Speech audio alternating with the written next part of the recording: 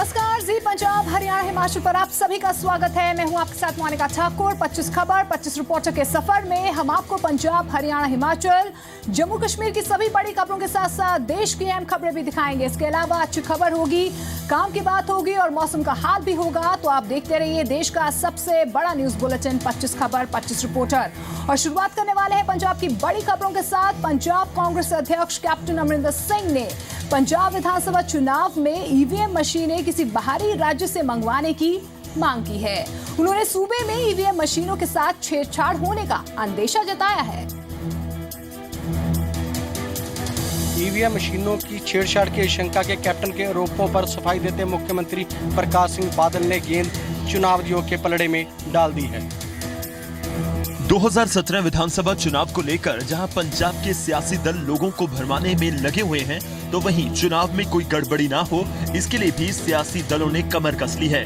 Captain Amarinder Singh ने चुनाव आयोग को पत्र लिखकर मांग की है कि पंजाब में विधानसभा चुनाव के दौरान इस्तेमाल की जाने वाली ईवीएम दूसरे प्रदेशों से मंगवाई जाएं। कैप्टन का आरोप है कि पंजाब में रखी ईवीएम को टैंपर किया जा सकता है। हर वेले ये टैंपर करते हैं। ईवीएम्स इलैक्शन तहसीलदार के कंट्रोल च रहंदे ने। हुण किहड़ा तहसीलदार जिहड़ी सरकार की आखी नहीं लगू, की पता इन्होंने की टैंपरिंग की या नहीं की। पिछली बार भी बाहरों ये मंगवाए गए से। असी ऐतकी भी डिमांड करते हैं कि बाहरों ही मंगवाओ, किसी सूबे तो मंगवा लें, सानू कोई इतराज नहीं। वोटर नूं जदों ओह अपना प्रेस करता है, बटन नपदा है, तो उन्होंने रसीद मिल जाती है। वो रसीद वालियां, वो पर्ची वालियां मशीनां भी आयात हो चुकी हैं। जे खास करके जिहड़ियां सेंसिटिव जिहड़ियां कंस्टिट्यूएंसीज है, ये रसीद वालियां मशीनां आ जान तो ओहदा भी कांग्रेस पार्टी खैर मकदम करूगी। वहीं प्रदेश के मुख्यमंत्री सरदार प्रकाश सिंह बादल ने जवाब दिया कि इसका फैसला चुनाव आयोग को करना है। सीएम बादल ने कहा कि उन्हें कोई एतराज नहीं है, ईवीएम कहीं से भी मंगवाई जाएं। ये इलैक्शन कमीशन नूं आखो जी, वो इलैक्शन कमीशन नूं आखण कोई सारा ਇਹਦਾ कंट्रोल हुंदा है, किसी सरकार का नहीं हुंदा। ये इलैक्शन कमीशन का ना पंजाब सरकार दखल देती, ना सेंट्रल गवर्नमेंट दे सकती। ये अर्ज है ना, जो सेंटर सानू ये कोई इतराज नहीं, कितों मंगा लो, भावें लंदन तो मंगा दें। वहीं चुनाव निष्पक्ष करवाने के लिए कैप्टन अमरिंदर सिंह ने चुनाव के दौरान केंद्रीय सुरक्षा कर्मचारियों को तैनात करने की मांग की है। ऐसे असीं मंगते हैं कि साडी central forces were out and they should be there fully placed in the position. Captain Amarinder Singh ने मांग की कि ईवीएम मशीनों को दूसरे राज्यों से मंगा करके मतदान करवाया जाए। मुक्तसर से कैमरामैन हरविंदर के साथ जसविंदर बब्बर, जी मीडिया। विधानसभा चुनाव से पहले बयानबाजी तीखी हो गई है। अमृतसर पहुंचे उप मुख्यमंत्री सुखबीर सिंह बादल ने कैप्टन अमरिंदर सिंह की चुनावी मुहिम पर तंज कसा। पंजाब के डिप्टी सीएम सरदार सुखबीर सिंह बादल ने कैप्टन अमरिंदर सिंह पर चुटकी ली है। अमृतसर में पंजाब के सियासत के दोनों धुरंधर पहुंचे तो वार पलटवार होना लाजमी था। शुरुआत अकाली दल प्रधान सुखबीर सिंह बादल ने की। उन्होंने कांग्रेस की बस यात्रा पर चुटकी लेते हुए कहा कि कैप्टन जो मर्जी कर लें, पंजाब की सत्ता में काबिज होने का उनका सपना पूरा नहीं होगा। भावें बस कढ़ ले, भावें ट्रक कढ़ ले, भावें कैप्टन नूं घगरा पवा दे, भावें कैप्टन नूं पूरा कलगी ला देन, गल नहीं बन। उधर सुखबीर सिंह बादल के बयान पर पंजाब कांग्रेस अध्यक्ष ने कमेंट करना जरूरी नहीं समझा। उन्होंने कहा कि सुखबीर फिजूल की बयानबाजी कर रहे हैं, जो प्रतिक्रिया देने लायक नहीं है। वहीं मनप्रीत सिंह बादल का कहना है कि ऐसी बयानबाजी से कांग्रेस का काफिला नहीं रुकेगा। ਅੱਜ ਸੁਖਬੀਰ ਬਾਦਲ ਇੱਥੇ ਆਏ ਸੀ, ਉਹ ਬੜਾ ਇੱਕ ਬਿਆਨ ਦੇ ਕੇ ਗਏ ਨੇ ਕਿ ਕੈਪਟਨ ਵਿਦ ਕਾਫੀ ਚਾਹੇ ਕਰ ਲੈਣ, दारू विद कॉफी शुरू करनगे, कैप्टन साहब बसां चला लैन या घगरा कमेंट मैंने कोई करदा, ये तो कोई बेवकूफ गल करदा है, तो बेवकूफ गल दी जवाब नहीं हुंदा। ये सियासी शोखाबाजी हुंदी है। इस किस्म के बयान ये देने बड़े आसान है। किन्नी किरदार कुशी कर ले कैप्टन साहब दी, वो कांग्रेस पार्टी का काफिला जिहड़ा वो रोक नहीं सकेगा। सुखबीर बादल अक्सर ही नई टोपी वाले कहकर आम आदमी पार्टी पर चुटकी लेते रहे हैं। अमृतसर से राजन कुसाई के साथ रमन खोसला, जी मीडिया। आम आदमी पार्टी लगातार सूबे की रिवायती पार्टियों के निशाने पर है। सुखबीर सिंह बादल ने अरविंद केजरीवाल पर जहां जमकर भड़ास निकाली, तो वहीं फोर्थ फ्रंट को भी पूरी तरह से फेल बताया।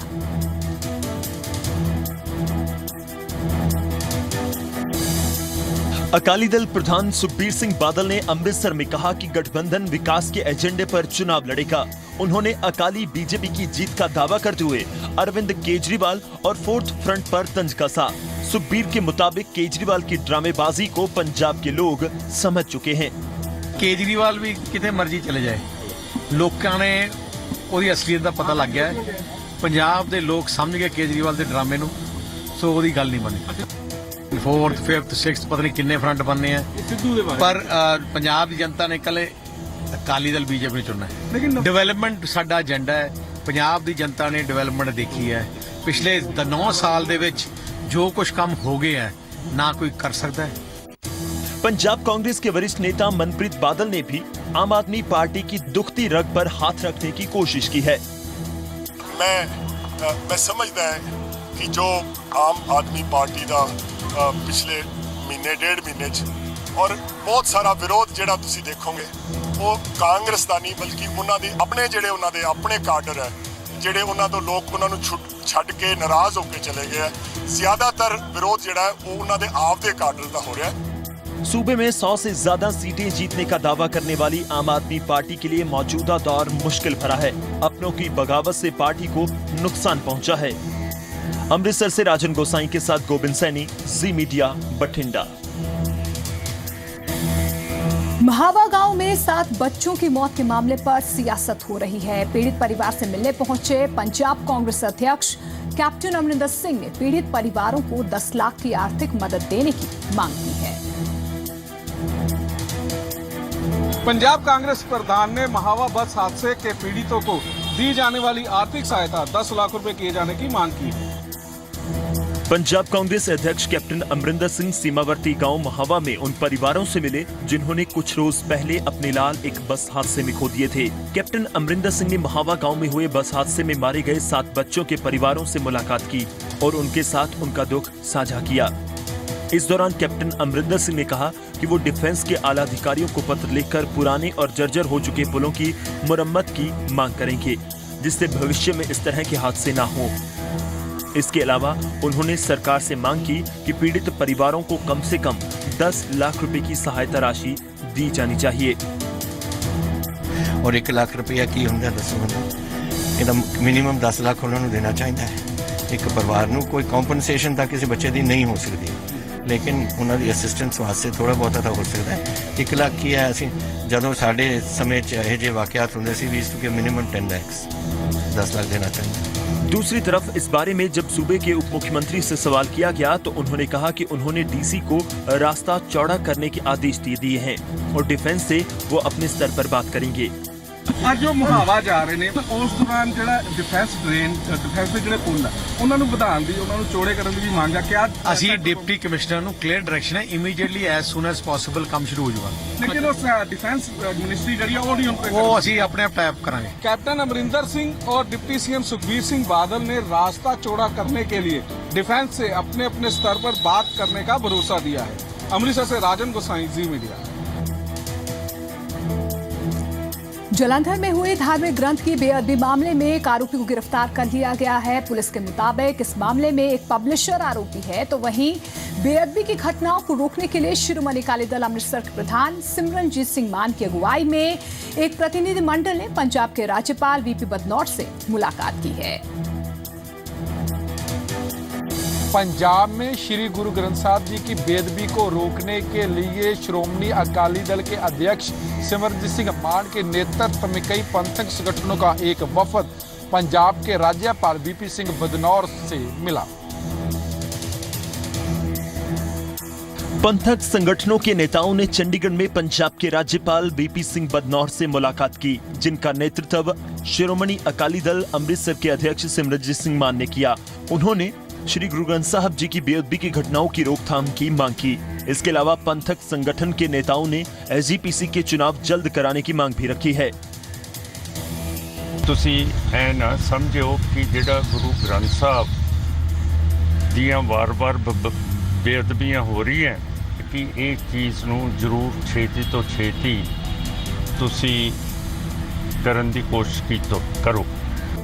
ਸ਼੍ਰੋਮਣੀ ਕਮੇਟੀ ਦੀਆਂ ਇਲੈਕਸ਼ਨਾਂ ਜਲਦੀ ਤੋਂ ਜਲਦੀ ਕਰਾਈਆਂ ਜਾਣ ਤੇ ਇਨਕੁਆਇਰੀ ਕੀਤੀ ਜਾਵੇ ਕਿ ਇਹਦੇ 'ਚ ਘੋੜਾ ਮੋੜਾ 211 ਤੋਂ ਬਾਅਦ ਜਦੋਂ ਅਨਇਲੈਕਟਿਡ ਅਸੈਂਬਲੀ ਸਾਡੀ SGPC ਨੂੰ ਇਹ ਸਾਰਾ ਕੁਝ ਹਿਸਾਬ ਕਿਤਾਬ ਹੋਵੇ ਤੇ ਇਹਦੇ ਇੱਕਦਮ ਜੇ ਸਿੱਖਾਂ ਨੂੰ ਤੁਸੀਂ ਜਮਹੂਰੀਅਤ ਦੇ ਵਿੱਚ ਰਹਿਣ ਦੇਣਾ ਤਾਂ ਫਿਰ SGPC ਦੇ ਇਲੈਕਸ਼ਨ ਦਵਾ-ਸੱਟ ਹੋਣੇ ਚਾਹੀਦੇ ਆ। पंथक संगठनों के प्रतिनिधियों ने सरबत खालसा के आयोजन को लेकर भी राज्यपाल के समक्ष अपनी बात रखी। उन्होंने कहा कि आयोजन की इजाजत नहीं मिलने की सूरत में अदालत का दरवाजा खटखटाया जाएगा। ते सरबत खालसा जिहड़ा 10 नवंबर नूं इस साल होना ਉਹਦੇ ਵਿੱਚ ਸਾਨੂੰ ਖਾਦਸ਼ਾ ਹੈਗਾ ਕਿ ਜਿਹੜਾ ਸਾਡਾ ਹੱਕ ਆਰਟੀਕਲ 19 ਦੇ ਤਹਿਤ ਹੈ ਕਿ ਸਾਨੂੰ ਫਰੀडम ਹੈ ਐਕਸਪ੍ਰੈਸ਼ਨ ਦੀ ਤੇ ਇਕੱਠ ਕਰਨ ਦੀ ਉਹ ਵੀ ਪਾਬੰਦੀ ਲਾਉਣਗੇ। ਇਸ ਕਰਕੇ ਅਸੀਂ DC ਬਠਿੰਡੇ ਨੂੰ ਦਰਖਾਸਤ ਦੇਤੀ ਹੈ ਤੇ ਜੇ ਸਾਨੂੰ ਇਜਾਜ਼ਤ ਨਾ ਮਿਲੀ ਤੇ ਫਿਰ ਅਸੀਂ ਹਾਈ ਕੋਰਟ ਤੇ ਸੁਪਰੀਮ ਕੋਰਟ तक जावांगे अपना हक ਲੈਣ। पंजाब के कई पंथक संगठनों की तरफ से अगला सरबत खालसा 10 नवंबर को पहले ही बुला रखा है। जगतार बुल्लर, जी मीडिया, चंडीगढ़। सिंधु जल समझौते पर प्रधानमंत्री नरेंद्र मोदी ने कहा कि खून और पानी नहीं बह सकते एक साथ। भारत बिना समझौता तोड़े भी रोक सकता है पाकिस्तान का पानी। अगर ये इंडस वाटर ट्रीटी ना होती, इंडस वाटर ट्रीटी अगर रिव्यू की जाती है या स्क्रैप कर दी जाती है तो जम्मू कश्मीर जो है लगभग अपने दरियाओं के पानी से 20,000 मेगावाट बिजली जो है वो बना सकता है। यानी कि इतना अमीर हो सकता है जम्मू कश्मीर कि अपनी बिजली की कमी जो कमी है उसको पूरी करने के साथ साथ वो पूरे देश को जो है नॉर्दर्न ग्रिड को जो है वो पावर सप्लाई कर सकता है। बैठक में PM मोदी और दूसरे अधिकारियों ने भाग लिया। प्रधानमंत्री ने सिंधु जल समझौते से जुड़े सभी पहलुओं पर सीनियर अधिकारियों के साथ चर्चा की। संधि के फायदे और नुकसान पर चर्चा की गई। बैठक के बाद ये अब सिंधु समझौते पर PM विदेश, रक्षा और जल से जुड़े विशेषज्ञों से भी राय लेंगे। जहाँ तक मुझे ज्ञान है प्रधानमंत्री शायद अपने को पूरी तरह से ब्रीफ कर रहे हैं कि इंडस वाटर ट्रीटी में अगर हम छेड़छाड़ करें या उसके में बदलाव लाएं तो उसके पूरे परिणाम क्या हैं, और प्रधानमंत्री को ये बात पूरी तरह से समझना जरूरी है। बता दें कि ये संधि 56 साल पहले की गई थी, जिसके तहत भारत और पाकिस्तान 6 नदियों का पानी का बंटवारा करते हैं। लेकिन इंडस वाटर ट्रीटी के तहत जो भारत ने बड़प्पन दिखाया है, पाकिस्तान को 80% पानी चला जाता है, 20% हिंदुस्तान के पास रहता है, जिससे हमें अपनी बिजली पूरी करनी है, जिससे हमें अपना इरिगेशन पूरा करना है, एग्रीकल्चर जो है उस सेक्टर को देखना है। जम्मू कश्मीर का कितना बड़ा जो है बड़प्पन भारत का है। कैमरामैन मानिक के साथ राजू केरनी, जी मीडिया, जम्मू। उरी हमले के बाद गृह मंत्री राजनाथ सिंह ने मधुकर गुप्ता कमेटी की रिपोर्ट को लागू करने के निर्देश जारी कर दिए हैं। पाकिस्तानी सेना को POK में स्थित टेरर कैंपों पर भारतीय सेना के हमले का डर सता रहा है। गृह मंत्री के आदेश के बाद अब सीमा पर बने फेंसिंग को हाईटेक किया जाएगा। जहां नदी नाले हैं, वहां इलेक्ट्रॉनिक सर्विलांस लगाए जाएंगे। नदी नाले वाले इलाकों में लेजर वॉल और अंडरग्राउंड सेंसर लगाने के लिए भी कहा गया है। घुसपैठ रोकने के लिए माइक्रो एरोस्टेट बलून भी लगाया जाएगा। इस बीच खबर सूत्रों के हवाले से है कि भारतीय सेना की संभावित कार्रवाई से डरकर POK के आतंकी कैंप्स में हलचल बढ़ गई है। कई कैंप को मौजूदा जगह से शिफ्ट कर दिया गया है। खुफिया एजेंसियों के मुताबिक करीब 16 से 17 कैंप की जगह को बदला गया है। सूत्रों के मुताबिक कुछ कैंप पाकिस्तानी सेना के कैंप के अंदर शिफ्ट कर दिए गए हैं। सूत्रों के मुताबिक कुछ कैंप POK के सिविलियन एरिया के नजदीक शिफ्ट किए गए हैं। खुफिया एजेंसियों के मुताबिक पिछले कुछ दिनों में पाकिस्तानी सेना ने POK से करीब 16 से 17 टेरर कैंपों के लोकेशन को बदल दिया है। पंजाब में 1992 के बाद ऑन ड्यूटी मरने वाले होमगार्ड के परिजनों ने चंडीगढ़ में विरोध प्रदर्शन किया। इनकी मांग है कि ऑन ड्यूटी मरने वाले होमगार्ड के परिवार के किसी एक योग्य सदस्य को नौकरी दी जाए। पंजाब में ड्यूटी के दौरान मरने वाले होमगार्ड के जवानों के परिवार सरकार का दरवाजा खटखटाकर अपनी मांग पूरी करने की गुहार लगा रहे हैं। नौकरी की मांग कर रहे ये परिवार उन होमगार्ड जवानों की हैं जिनकी ड्यूटी के दौरान मौत हो गई थी। चंडीगढ़ के सेक्टर 25 में प्रदर्शन कर रहे इन परिवारों के मुताबिक 1992 के बाद ड्यूटी के दौरान जान गंवाने वाले होमगार्ड्स के पारिवारिक सदस्यों को सरकार की ओर से न तो नौकरी दी गई व न ही कोई और सुविधा, जिस वजह से वे बड़े मुश्किल दौर से गुजर रहे हैं। इन परिवारों ने आरोप लगाया कि उनमें से कईयों के पास अपने घर भी नहीं, बावजूद इसके उनकी सुनवाई नहीं हो रही है। इन्होंने मांग की है कि सरकार इनके किसी एक सदस्य को नौकरी जरूर दे ताकि इनके घर के खर्चे चल सकें। ਸਾਡੀ ਮੰਗ ਆਏ ਆ ਜੀ, ਜਿੰਨੀਆਂ ਅਸੀਂ ਉਹ ਪਰਿਵਾਰਾਂ ਦੀਆਂ ਪਤਨੀਆਂ ਉਹਨਾਂ ਦੇ ਬੱਚੇ ਆ, ਉਹਨਾਂ ਨੂੰ ਨੌਕਰੀ ਦਿੱਤੀ ਜਾਵੇ, ਪਤਨੀਆਂ ਨੂੰ ਦਿੱਤੀ ਜਾਵੇ, ਉਹਨਾਂ ਦੀ ਜਗ੍ਹਾ ਤੇ ਉਹਨਾਂ ਦੇ ਬੱਚਿਆਂ ਨੂੰ ਰੱਖਿਆ ਜਾਵੇ। ਸਾਡਾ ਬਹੁਤ ਮੰਦਾ ਹਾਲ। हालांकि इन परिवारों ने बताया कि मुख्यमंत्री ने उन्हें भरोसा दिया है कि 26 सितंबर को होने वाली कैबिनेट की मीटिंग में उनकी मांग पर विचार किया जाएगा, लेकिन साथ ही उन्होंने कहा कि अगर सरकार ने आज की मीटिंग के दौरान उनकी मांग न मानी तो वे आमरण अनशन पर बैठ जाएंगे। अगरली साडी हजे तक ते भुख हड़ताल जारी है, जे मंग जिहड़ी इन्हां दा पूरी कर दिंदे आ ते असीं अपने इन्हां दा धन्नवाद करदे आ। जे साडी इन्हां दा मंग ना पूरी हुई ते असीं मरण वर्त ते बैठांगे। वहीं अकाली दल का कहना है कि इन परिवारों की मांग पुलिस व होमगार्ड विभाग के ध्यान में है व इस पर वाजिब फैसला लिया जाएगा। हाँ, ये सारी गल जी जेरे गौर है पुलिस डिपार्टमेंट दे भी और होम डिपार्टमेंट दे भी उत्ते सारी उत्ते विचार वटंदरा हो रहा, जो उसते वाजिब फैसला होगा लिया जाएगा। 1992 के बाद ऑन ड्यूटी मरने वाले होमगार्ड के जवानों की संख्या 1250 है, जिनके परिवार नौकरी की मांग कर रहे हैं। चंडीगढ़ से रविंदर सिंह के साथ रितिका महेश्वरी, सी मीडिया।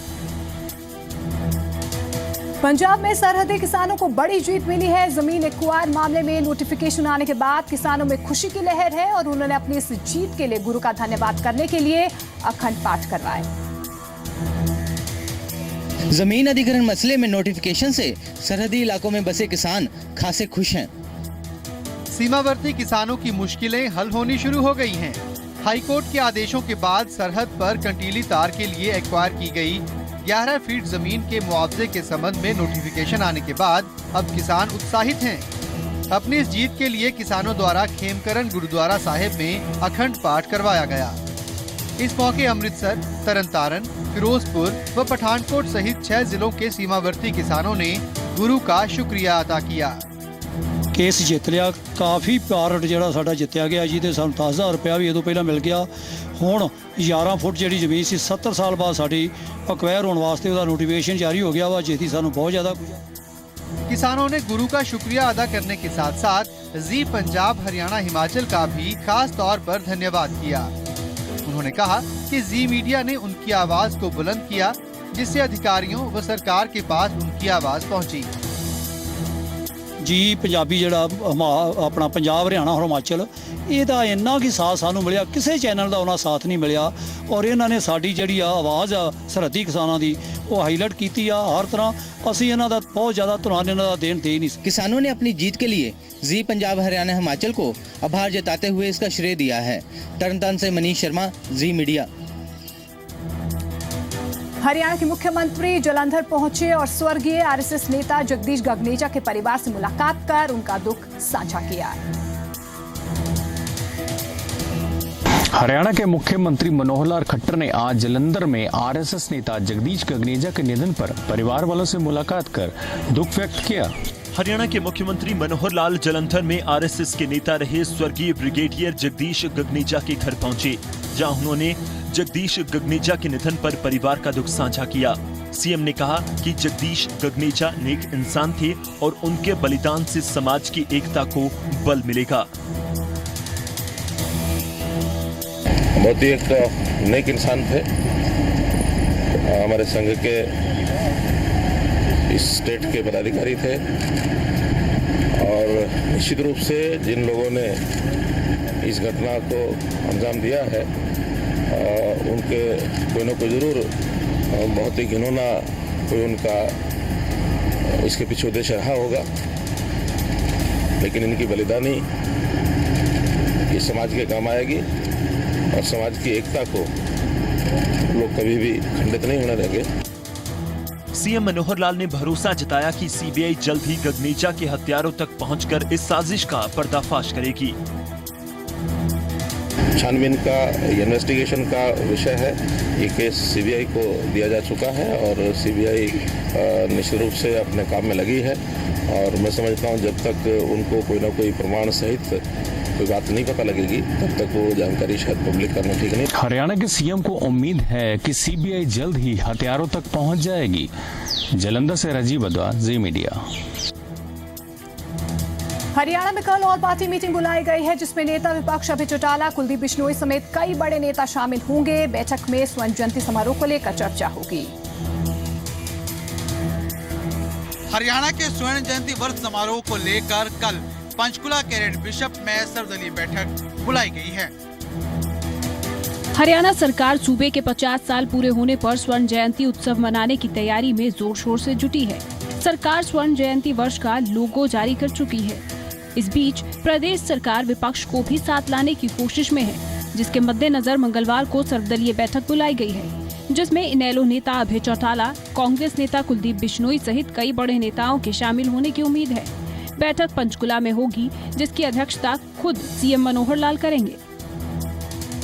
कल पंचकुला में जो अपना गोल्डन जुबली सेलिब्रेशंस हैं, हरियाणा प्रदेश को बने हुए 50 साल पूरे होने वाले हैं, उस उपलक्ष्य में एक गोल्डन जुबली सेलिब्रेशंस कमेटी बनाई गई है और जिसके अध्यक्ष मान्यवर श्री मनोहर लाल जी जो हमारे मुख्यमंत्री हैं वो हैं और उसके अंदर 141 मेंबर्स शामिल किए गए। स्वर्ण जयंती वर्ष कार्यक्रमों का आगाज 1 नवंबर को आयोजित होने वाली राज्य स्तरीय सम्मेलन से होगा, जिसका उद्घाटन प्रधानमंत्री नरेंद्र मोदी करेंगे। ललित शर्मा, जी मीडिया, चंडीगढ़। चिकनगुनिया, डेंगू और वायरल बुखार के चलते रोहतक पीजीआई में किए गए इंतजाम कम पड़ने लगे हैं। हालात इतने बदतर हो चुके हैं कि एक बेड पर 2 या 3 मरीज लेट रहे हैं, जिसके बाद मरीजों का इलाज अब खाटों पर किया जा रहा है। रोहतक पीजीआई में मरीजों की भरमार के चलते पीजीआई प्रशासन ने बिस्तर की जगह खाट का बंदोबस्त किया है। दिखाई दे रही ये खाटें किसी के घर में नहीं बल्कि रोहतक के उस अस्पताल में दिखाई दे रही हैं, जहां हरियाणा के साथ ही आसपास के प्रदेशों के लोग भी इलाज कराने पहुंचते हैं और कई बार ये संख्या एक दिन में 7000 होती है। लेकिन सूबे में बढ़ रहे डेंगू, चिकनगुनिया और वायरल बुखार के कहर के चलते रोहतक पीजीआई में सभी बेड भर गए हैं। यहाँ तक कि एक बेड पर 2 या 3 मरीजों का इलाज चल रहा है। हालातों पर काबू पाने के लिए पीजीआई प्रबंधन ने खाटों का इंतजाम किया है। बुखार के तकरीबन 400 से 500 पेशेंट्स रोज आ रहे हैं और अब की बार चिकनगुनिया के केसेस थोड़ा से ज़्यादा हैं डेंगू के मुकाबले। बाकी कोई सभी की देखभाल ठीक हो रही है और कोई सीरियस पेशेंट फिलहाल नहीं है हमारे।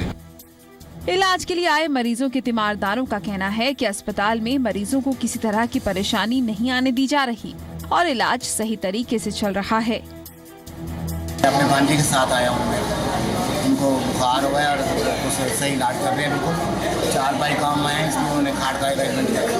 बेड कम हो गया, बेड कम है इसलिए खाट दी। मरीजों की संख्या ज्यादा होने की वजह से बिस्तर जरूर कम पड़े हैं, लेकिन पीजीआई प्रशासन मरीजों को हर संभव इलाज की कोशिश कर रहा है। रोहतक से राज टाकिया के साथ कमरजीत सिंह विरक, जी मीडिया। हिमाचल प्रदेश में इस साल भी मानसून के दौरान हुई बारिश कई जिंदगियों पर कहर बनकर टूटी है। हालांकि अब बारिश का दौर खत्म हो चुका है, लेकिन इस बारिश की वजह से सूबे को भारी जान और माल का नुकसान हुआ है। इस साल हिमाचल प्रदेश को मानसून सीजन के दौरान 800 करोड़ रुपए से भी ज्यादा का नुकसान उठाना पड़ा है। तस्वीरें हिमाचल में बरसे उस बर्बादी की हैं, जिसकी भरपाई की चिंता से सूबा सरकार त्रस्त है। मॉनसून सीजन में लैंडस्लाइड, सड़कों का खस्ता हाल, जान माल का नुकसान जमकर हुआ। सरकारी रिपोर्ट पर भरोसा करें तो नुकसान 837 करोड़ के पार पहुंचा है, जिसके लिए सूबा सरकार को केंद्र की मदद की दरकार है। बारिश की मार का सबसे ज्यादा खामियाजा कांगड़ा जिले को भुगतना पड़ा, जबकि बीते 3 सालों में 250 लोगों को जान गंवानी पड़ी। सरकार एक मेमोरेंडम तैयार करने में जुटी है, जिसे केंद्र सरकार को भेजकर सूबा सरकार इस प्राकृतिक आपदा से उभरने की कोशिश करेगा। बारिश से अभी तक जो रिपोर्ट आई है लगभग 837 करोड़ रुपए का नुकसान हुआ है और नुकसान की रिपोर्टिंग डेली आ रही है। और अब हम कोशिश करेंगे, वैसे मेमोरेंडम भी हम तब बनाते हैं जब वो 2,500 करोड़ का नुकसान हो, लेकिन फिर भी अब हम एक मेमोरेंडम बना करके गृह मंत्रालय को भारत सरकार के भेजेंगे। हिमाचल सरकार ने बारिश के दिए जख्मों को भरने के खातिर केंद्र सरकार से आर्थिक मदद की मांग की है। मोहित प्रेम शर्मा, जी मीडिया, शिमला। हिमाचल की राजधानी शिमला में पानी की किल्लत पर जमकर सियासत हो रही है। बीजेपी ने नगर निगम को कटघरे में खड़ा कर दिया है, तो उधर नगर निगम का कहना है कि अश्वनी खड्ड से पानी की सप्लाई होने पर ही समाधान हो पाएगा। हिमाचल की राजधानी शिमला में पानी की किल्लत के लिए बीजेपी ने नगर निगम को कटघरे में खड़ा किया है। शिमला में पानी के संकट को लेकर सियासत थमने का नाम नहीं ले रही। इस बार शिमला बीजेपी मंडल ने नगर निगम को घेरने की कोशिश की, जिसके तहत नगर निगम दफ्तर के बाहर धरना दिया गया। बीजेपी का दावा है कि नगर निगम की मेयर और डिप्टी मेयर फॉरेन टूर में व्यस्त हैं, जबकि शहर की जनता को आश्वासन के सिवा पानी के बिल थमाए जा रहे हैं। संजय चौहान जी की स्टेटमेंट आई थी कि हम 16 तारीख से जो है पानी लगातार लोगों को देंगे। आज तारीख कितनी हो गई? 26 हो गई है। लगातार तो क्या मिल रहा है, 5-5 दिन तक लोगों को पानी नहीं मिल रहा है। शिमला की जनता पानी इसकी समस्या से बहुत परेशान है। उधर नगर निगम का दावा है कि उनकी पहली कोशिश पानी की क्वालिटी सुधारने की थी और मल्टी टेस्टिंग के जरिए इसमें सुधार के बाद पानी की क्वांटिटी पर जोर दिया जाएगा। पहले हमारा फोकस था पानी की क्वालिटी को लेकर। पानी की इस वक्त एक क्वालिटी शहर में है। आप मल्टीपल टेस्ट हैं और हमारे टेस्ट आप वेबसाइट पे चेक कर सकते हैं। फिलहाल एक अश्वनी खड्ड कम्प्लीटली बंद है और जल्दी शुरू होने के बाद हमें पानी एडिकेट मिल जाएगा, करीब 40-45 ml। नगर निगम का कहना है कि अश्वनी खड्ड से पानी की सप्लाई सही होने पर ही समस्या से पूरी तरह निजात मिलेगी। शिमला से विशाल द्विवेदी के साथ संदीप सिंह, जी मीडिया। मंडी को हिमाचल प्रदेश के मुख्यमंत्री वीरभद्र सिंह ने सौगातों से भर दिया है। सीएम ने मंडी में करोड़ों के विकास कार्यों का उद्घाटन और शिलान्यास किया। मुख्यमंत्री वीरभद्र सिंह ने 3 दिन के मंडी प्रवास के पहले दिन किए करोड़ों के शिलान्यास और उद्घाटन। रविवार हिमाचल प्रदेश के जिले मंडी के लिए सौगातें लेकर आया। मुख्यमंत्री वीरभद्र सिंह ने मंडी के लिए एक नहीं बल्कि कई विकास कार्यों की सौगातें दी। मंडी पहुंचने पर राजा साहब का जोरदार स्वागत हुआ। मुख्यमंत्री ने ऐतिहासिक सेरी मंच पर स्वच्छ जल यात्रा का हरी झंडी दिखाकर शुभारंभ किया। सीएम ने भ्यूली में पहले भूकंप रोधी भवन का उद्घाटन किया। सीएम ने पड्डल गुरुद्वारे के पास बनने वाले रैन बसेरे की आधारशिला रखी। ITI चौक और सुकोड़ी पुल के पास यातायात चौराहों की भी सीएम ने आधारशिला रखी। सीएम ने पर्यटन विभाग के उपनिदेशक कार्यालय और सूचना केंद्र का उद्घाटन किया। सीएम ने जिला स्तरीय रेड क्रॉस मेले की भी शुरुआत की। इसके अलावा मंडी में सीएम ने प्रेस क्लब भवन का भी उद्घाटन किया। सारा प्रदेश जो है वो गर्वित महसूस करता है और मैं यहाँ की रेड क्रॉस सोसाइटी को जो बधाई देना चाहूँ। उसके जितने वर्कर्स हैं उनको बधाई देना चाहता हूँ और आम जनता जो इस मुहिम का समर्थन कर रही है उनको भी मैं बधाई देना चाहता हूँ। पार्टी और संगठन को लेकर भी मुख्यमंत्री वीरभद्र सिंह से सवाल जवाब हुए। सीएम ने संगठन में सभी को साथ लेकर चलने की बात कही। प्रदेश अध्यक्ष से अपने मतभेद पर उन्होंने कहा कि कुछ लोगों को पार्टी के ऐसे ओहदों पर बिठाया गया है जिनके बारे में कोई नहीं जानता। इसके अलावा उन्होंने पार्टी के भीतर आपसी तालमेल पर भी जोर दिया। जो संस्थाएं हैं, जिला पंचायत समितियाँ हैं, हमारे ये पार्टी के संगठन हैं, जैसे जिला कांग्रेस है, ब्लॉक कांग्रेस कमेटियाँ हैं और ऐसे हमारे जो दूसरे संगठन हैं, उनमें आपस में तालमेल होना चाहिए। पार्टी में चल रही उठापटक को लेकर मुख्यमंत्री वीरभद्र सिंह ने कहा कि उनका किसी से कोई मतभेद नहीं है। यशराज, जी मीडिया, मंडी। हिमाचल प्रदेश में श्री गुरु गोबिंद सिंह जी के 350वें प्रकाश पर्व को लेकर काफी उत्साह देखने को मिल रहा है। नगर कीर्तन में पहुंचे राज्यपाल आचार्य देवव्रत ने गुरु गोबिंद सिंह जी के बलिदान को याद कर उनके जीवन से प्रेरणा लेने की सीख दी। हिमाचल के राज्यपाल आचार्य देवव्रत ने गुरु गोविंद सिंह जी के बलिदान को याद करके लोगों को उनके जीवन से प्रेरणा लेने की सलाह दी है। 10वीं पातशाही गुरु गोविंद सिंह जी के 350वें प्रकाश उत्सव के मद्देनजर आयोजित नगर कीर्तन में सूबे के राज्यपाल आचार्य देवव्रत शामिल हुए। इस मौके पर राज्यपाल ने लोगों को सिखों के 10वें गुरु श्री गुरु गोविंद सिंह जी के जीवन से प्रेरणा लेने की सीख दी। उन्होंने मानवता के लिए गुरु साहिब के बलिदान को याद किया। उन्होंने बताया कि मौजूदा दौर में किस तरह से व्यक्ति असंवेदनशील बन गया है। इसके लिए उन्होंने दिल्ली में एक युवती को सरेआम चाकुओं के गोदने के प्रकरण का जिक्र किया। दिल्ली में एक युवती चली जा रही है और एक कातिल उस बेटी को चौराहे में सड़क के बीच में चाकुओं से गोंदकर उसकी हत्या कर देता है और बराबर में दुनिया भर के लोग आ रहे हैं, जा रहे हैं, दुकानदार बैठे हुए हैं। किसी ने ये हिम्मत नहीं की कि उस बेटी की जान को उस कातिल से बचाया जाए, हिम्मत कर। इतने स्वार्थी हम बन गए। राज्यपाल गुरु गोविंद सिंह जी के 350वें प्रकाश उत्सव के मद्देनजर आयोजित कार्यक्रम में शिरकत करने पहुंचे थे। विशाल द्विवेदी, जी मीडिया, शिमला।